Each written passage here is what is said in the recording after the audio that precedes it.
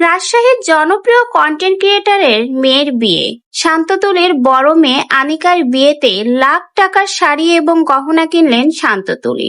বড় মেয়ে আনিকার বিয়ে বলে কথা, কোনো কিছুই কমতি রাখছেন না শান্ততুলি। তার বড় মেয়ের বিয়েতে লক্ষ লক্ষ টাকার গহনা, শাড়ি, চুড়ি সবকিছু দিয়েই এবার সোনায় মুড়িয়ে বিয়ে দিবে শান্ততুলি তার বড় মেয়ে আনিকাকে।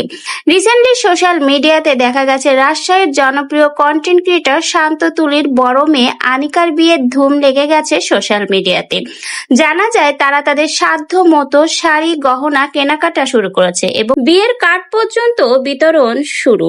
সামনের মাসে হয়তোবা হতে চলেছে শান্ততুলির বড় মেয়ে আনিকার বিয়ে, এই জন্য কার্ড পর্যন্ত বিতরণ হচ্ছে। কিন্তু কথা হলো, শান্ততুলি তাদের সাধ্য মতোই চেষ্টা করছে তার মেয়েকে সবকিছু দিয়ে সুন্দরভাবে আয়োজন করে বিয়ে দিতে। কোনো কিছুরই কমতি রাখতে চায় না শান্ততুলি তার মেয়ের বিয়েতে। কিন্তু এত অল্প বয়সে কেন মেয়েকে বিয়ে দেওয়া হচ্ছে, এটা নিয়েই সোশ্যাল মিডিয়াতে শুরু হয়েছে নানা রকমের সমালোচনা।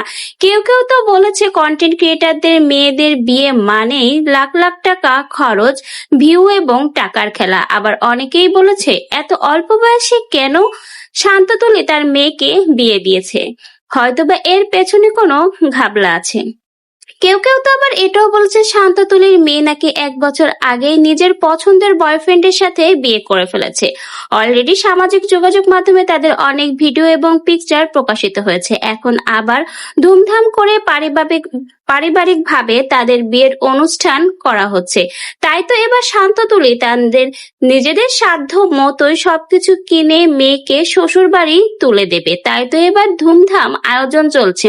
সোশ্যাল মিডিয়াতে নানা রকমের গুঞ্জনই শোনা যাচ্ছে, এমনকি শোনা যাচ্ছে কম বেশি সকল কন্টেন্ট ক্রিয়েটরদেরই নাকি দাওয়াত করবে শান্ততুলি। কেউই বাদ যাবে না তার বড় মেয়ে আনিকার বিয়ের অনুষ্ঠানে। এমনকি লাখ লাখ টাকার কেনাকাটাও শুরু করে দিয়েছে। নিজেদের পছন্দ মতো কেনাকাটা করছে শান্ততুলি তার মেয়ের বিয়ের জন্য। কোনো কিছুই কমতি রাখবে না তারা তার বড় মেয়ের বিয়েতে। হয়তোবা ঈদের পরেই বড় মেয়ের বিয়ের ধুমধাম আয়োজন শুরু হবে। তো শান্ততুলির মেয়ের বিয়ের এই আয়োজন, কেনাকাটা আপনাদের কাছে কেমন লাগলো? এবং সোশ্যাল মিডিয়াতে যে গুঞ্জনগুলো শোনা যাচ্ছে এর মধ্যে আপনার কাছে কতটা সত্যতা মনে হয়, অবশ্যই কিন্তু কমেন্ট বক্সে জানিয়ে যেতে ভুলবেন না।